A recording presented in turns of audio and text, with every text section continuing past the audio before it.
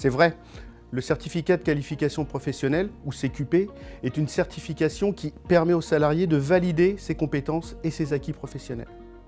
Ce titre atteste que le salarié possède les savoirs, les savoir-faire et le savoir-être nécessaires à l'exercice de son métier. Les CQP applicateurs et chefs applicateurs en travaux de signalisation routière horizontale sont délivrés par les commissions paritaires nationales de l'emploi et reconnus par la Convention collective du bâtiment et des travaux publics. Le CQP est donc bien un titre reconnu par les professionnels de la signalisation horizontale.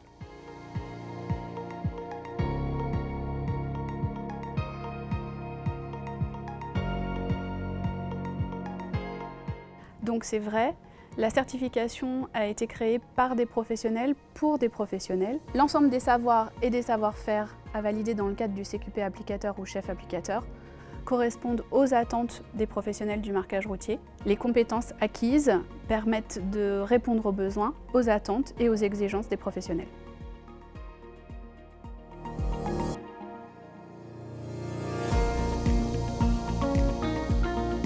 Alors c'est faux. Tout professionnel, quel que soit son niveau de qualification initiale, peut passer le CQP applicateur ou chef applicateur. Le CQP est ouvert à tous les applicateurs de signalisation horizontale, confirmés, employés par des entreprises dépendantes de la Convention des travaux publics. La seule exigence pour pouvoir postuler, c'est de pouvoir justifier d'au moins 3 ans d'expérience sur le terrain.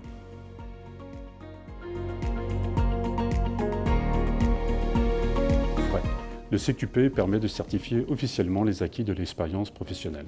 C'est un titre très précieux, 1 pour le candidat qui peut ainsi valider son savoir-faire et son expérience.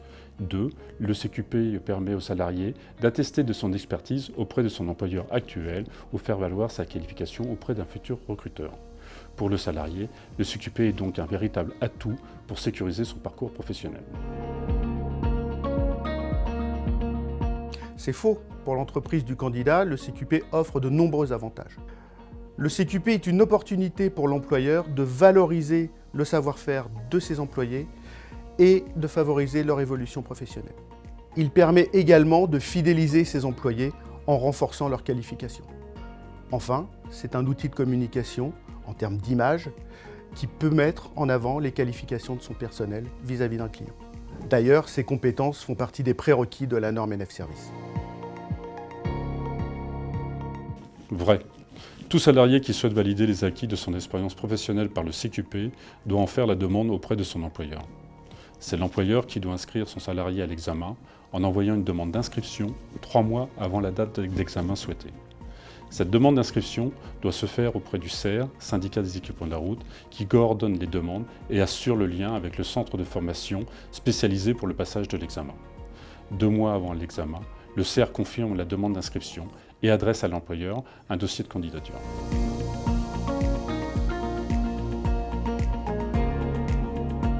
Donc c'est faux, le candidat qui passe le CQP applicateur ou chef applicateur doit obligatoirement avoir un tuteur dans l'entreprise qui supervise son travail.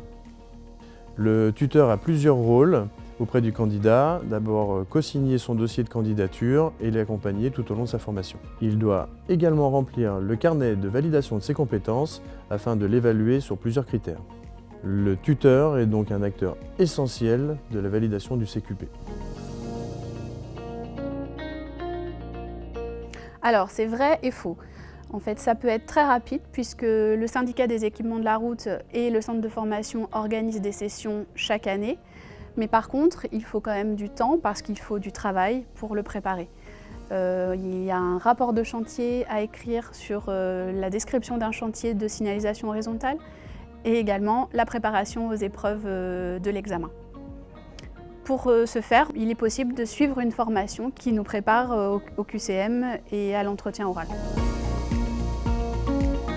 Faux, l'examen se déroule sur une seule journée qui se décompose en 2 épreuves, un QCM et un entretien oral.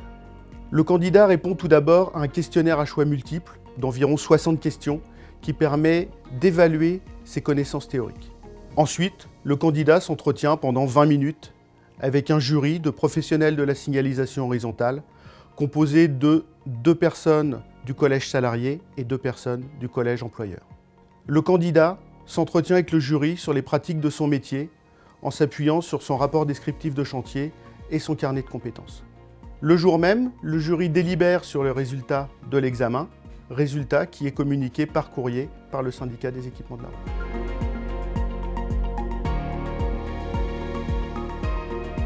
C'est faux. Si le candidat échoue à l'examen, il peut tout à fait le repasser sur une session ultérieure, puisque le CER organise des sessions chaque année.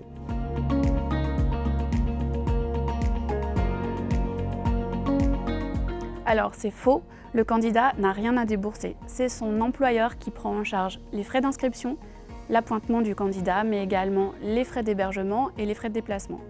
Les journées de formation et la journée de passage de l'examen sont considérées comme des journées de travail et ce ne sont pas décomptés de ses congés. Puisqu'il s'agit d'un parcours de formation, après l'accord de l'OPCA, l'employeur a la possibilité d'une prise en charge des frais liés à cette formation.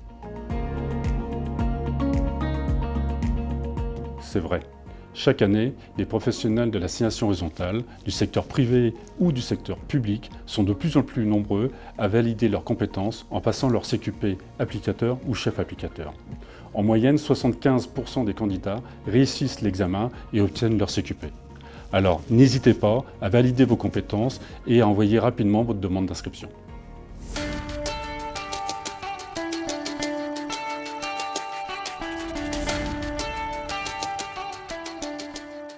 Bonjour, je m'appelle Nathaniel, j'ai 31 ans. On m'a proposé une mission de marquage au sol et petit à petit j'y ai pris goût. Bien de progresser tout simplement. C'est un métier, c'est vrai, assez technique, très varié, avec des chantiers très différents de jour en jour. Et donc il y a beaucoup de choses à connaître. Pour moi, la formation elle a commencé sur le terrain. Réellement, c'est mon responsable Aurélien qui m'a montré les engrenages, comment se déroule un chantier. Ensuite, on m'a proposé une formation de 3 mois, durant laquelle on a réellement approfondi la sécurité, toutes les normes, les réglementations et les différents produits du marquage. Pour valider cette formation, j'ai passé l'examen du CQP qui se déroule en 2 parties. La première est un QCM d'environ 75-80 questions. La deuxième partie orale, sous forme d'entretien devant un jury. Bien sûr, l'obtention du diplôme du CQP est une satisfaction personnelle. C'est vrai que le CQP, ça apporte une certaine crédibilité auprès des clients, puisqu'on me demande souvent des conseils en ce qui concerne les normes et les réglementations. Le CQP est un diplôme qui permet de valider nos compétences et notre savoir-faire. C'est vrai que c'est aussi un gage de qualité envers le client qui peut s'attendre à quelqu'un de professionnel et de compétent sur le chantier.